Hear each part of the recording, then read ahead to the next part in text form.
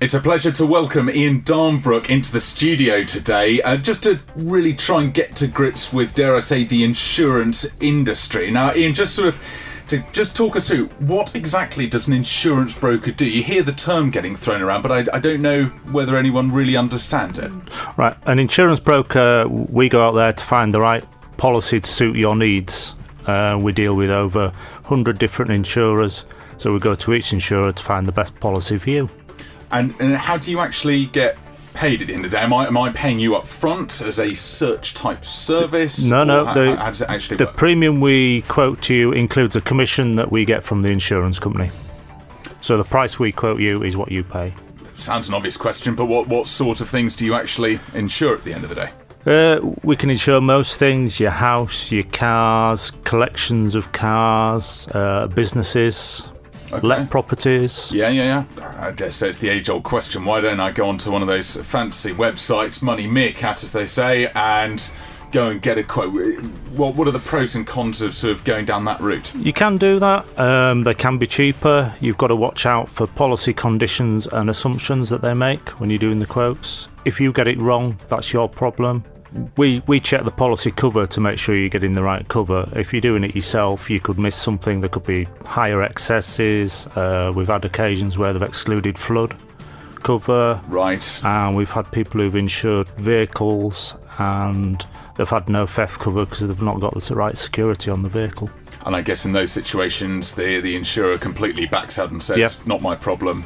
Over to you guys, and That's you it. then personally have to settle it. Yes. And from an insurance quotation point of view, with your experience, what are the pitfalls a lot of people can inadvertently sort of fall into and then, I suppose, live to regret it? Yeah.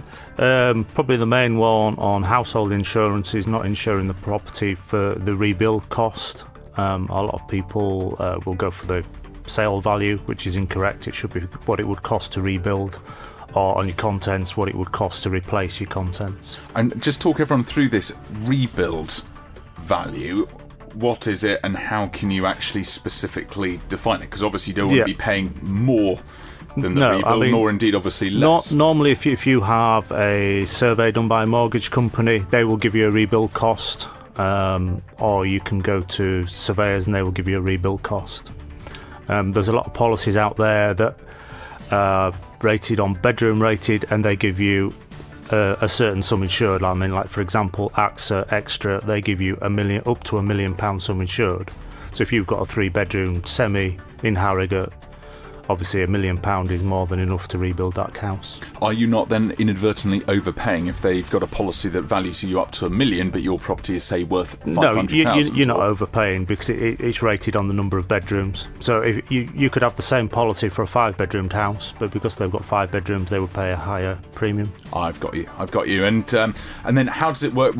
I suppose conversely on the car insurance side of things, I suppose the age-old thing is, especially when your children are growing up, they get in the sort of the car and the driving license and all of that, and people sort of, I don't know, it's old school mentality, try to sort of slightly fudge the issue and get the kids in under the parents' sort of car insurance, but actually it's their son's car and he's driving it a lot. How do you actually work through that sort of knot potentially? You have to be very careful.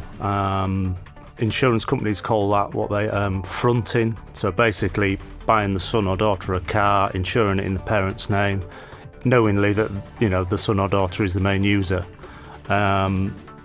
Most insurers that we deal with now, they can pick that up. They know there's a problem. Whilst young drivers are learning to drive, premiums are not too bad. It's when they've passed the test and they get the first car, you could be looking at premiums in excess of £3,000. Gosh, and is there any way around that whereby if you put extra people on the policy, is there anything sensible that people can sometimes look to do? If you put the parents on, it reduces the cost a little bit. There's a lot of people out there doing telematics, which is the little black box in the car, which does make a difference. Unfortunately, at the moment, we have no insurers that can offer that. It's only available usually direct. Got you. And what's the most unusual items that you've insured? You've been around the block quite a bit, with all due respect, and I dare say there's been some interesting items that have floated your way. We did insure a tank which was on a vintage policy, and we've also got a client that's got a collection of naval memorabilia, which includes a letter signed by Lord Nelson. Wow. And how do you actually value a property? You obviously go to a specialist. Yeah, to get it. He got a specialist valuation from a company for that one. Yeah, I think it was in the region of 25,000. Wow. So if anyone has got a tank on their driveway, or indeed a letter from Lord Nelson, or indeed just straightforward house and contents insurance, what's the best way to reach you guys? Best way to give us a call on 01937 581 417, or you can email us, which is best email address is probably info@a1insurance.co.uk. Fantastic, Ian. Great insight and some really useful information. Thanks so much for coming on. Thank you.